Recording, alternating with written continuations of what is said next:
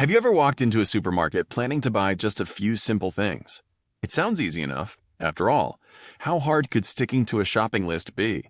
But somehow, you leave with a cart overflowing with snacks, drinks, frozen food, and products you never intended to buy.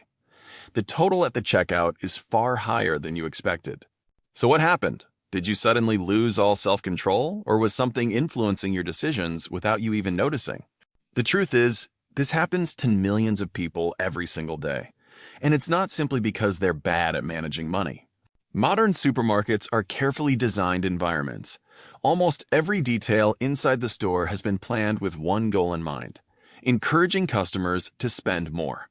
Psychologists and marketing experts have spent decades studying how people make buying decisions. Supermarkets use many of those discoveries to shape the shopping experience. Lighting, product placement, colors, prices, music, and even the layout of the building all work together. Individually, they seem harmless, but together, they can strongly influence what ends up in your cart. Most of these decisions happen automatically. Your brain processes thousands of visual signals every minute, long before you're consciously aware of them. And it all starts the moment you walk through the front door. The entrance is one of the most carefully planned parts of the entire supermarket. The first things you usually see are colorful fruits and fresh vegetables. They create an immediate impression that the store is clean, healthy, and full of quality products. Many supermarkets also place fresh flowers near the entrance. Their bright colors and pleasant appearance instantly create a welcoming atmosphere. As Peter walks inside, he immediately feels relaxed and comfortable. Without realizing it, his brain begins to associate the store with freshness and trust. Peter starts by putting fresh apples into his shopping cart. It feels like he's making smart and healthy choices. Next come fresh vegetables. At this point, Peter feels proud of himself for sticking to nutritious foods and following his shopping plan.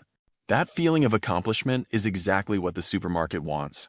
Because once people believe they've made a good decision, they're often more willing to reward themselves later. Psychologists call this phenomenon moral licensing. After doing something good, people often feel they've earned the right to indulge themselves just a little. That's why Peter suddenly notices the chocolate shelf.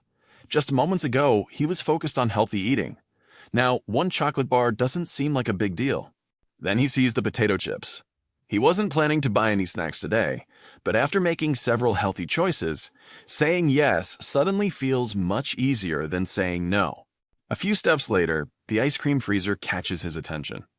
Peter smiles and adds one tub to his cart, telling himself it's just a small reward. This is how small decisions slowly change your shopping trip. One extra item becomes 2, then 3, until your original shopping list is almost forgotten. Now, Peter remembers the real reason he came here. He only needs a carton of milk. But there's one problem. The milk is all the way at the back of the supermarket. Have you ever wondered why essentials like milk, eggs, and bread are almost never near the entrance? That's not a coincidence. These are products almost everyone needs. By placing them at the back, supermarkets encourage every customer to walk through as many aisles as possible. The farther Peter walks, the more products he sees. Every shelf becomes another opportunity for something to catch his attention. He passes a colorful snack display. Bright packaging, eye-catching colors, and familiar brands immediately compete for his attention. A few steps later, the drinks section appears.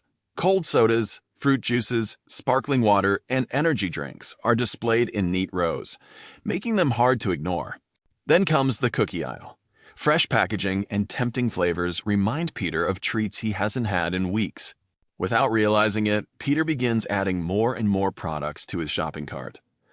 None of them were on his original list, but each purchase feels perfectly reasonable in the moment. Now look at his cart. It's almost overflowing. Peter came to buy just a few essentials, yet dozens of extra items have quietly found their way inside. And the supermarket isn't finished yet. Even the size of your shopping cart has been carefully designed to influence how much you buy. Have you ever noticed that shopping carts today seem much bigger than they used to be? It may look convenient, but there is a hidden psychological effect behind that extra space. When a cart feels almost empty, our brain creates a strange feeling that we haven't bought enough. Even if we already have everything we need, the empty space makes us want to add more. Without even realizing it, Peter starts picking up extra products and placing them into the cart. The supermarket doesn't always need to convince him with advertisements. Sometimes, all they need to do is give customers a bigger cart. A larger container can quietly encourage people to spend more money than they originally planned. But the tricks inside a supermarket are not only visual, even the music playing in the background is carefully chosen. Most supermarkets use slow and relaxing music to create a comfortable atmosphere. Customers often walk more slowly, explore more aisles, and look at more products. The longer you stay inside the store, the more chances you have to buy something extra. Every additional minute creates another opportunity for a new purchase. Peter came in with a simple shopping list, but after walking through many aisles, hundreds of products start competing for his attention. Now comes another powerful strategy: your sense of smell. Freshly baked bread is one of the most effective ways to attract customers. A delicious smell can trigger emotions and memories before you even think about buying anything. Suddenly, food that you never planned to purchase starts looking much more appealing. Peter wasn't hungry when he entered the supermarket, but after smelling warm bread and pastries, his brain begins to focus on food. Hunger changes the way we make decisions. When people shop while hungry, they often buy more items than they originally intended. That is why shopping after a meal is one of the simplest ways to avoid unnecessary spending. A full stomach can help you make smarter choices. Another famous rule in retail is eye level is buy level. Products placed directly in front of your eyes receive the most attention. The first product you notice often becomes the product you choose. Sometimes, the supermarket influences your decision before you even compare the options. Have you ever wondered why prices often end with 99 cents instead of a round number? A product priced at $9.99 feels cheaper than one priced at $10, even though the difference is only 1 cent. This strategy is called charm pricing. Our brain often focuses on the first number we see, making $9.99 feel much closer to $9 than $10. Supermarkets also use another powerful technique: special promotions. Discount signs and limited-time offers can make customers feel like they are saving money. But sometimes, these deals encourage us to buy things we never planned to purchase. A buy more, save more offer can make us spend more than we originally wanted. Peter only needed 1 box of cereal, but because of the promotion, he walks away with 3. The discount was real, but the extra spending was also real.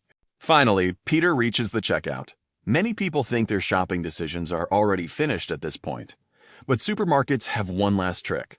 Small items like candy, chocolate, drinks, and batteries are placed near the checkout for one reason. They are designed for impulse purchases. Then comes the familiar question: do you have a membership card? Loyalty programs can provide discounts, but they also encourage customers to return again and again. After walking through the store, seeing hundreds of products, and making many small decisions, Peter finally realizes he spent much more than he planned.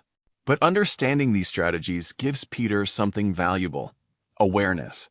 The next time he enters a supermarket, he can make decisions based on what he truly needs, not what the store wants him to buy.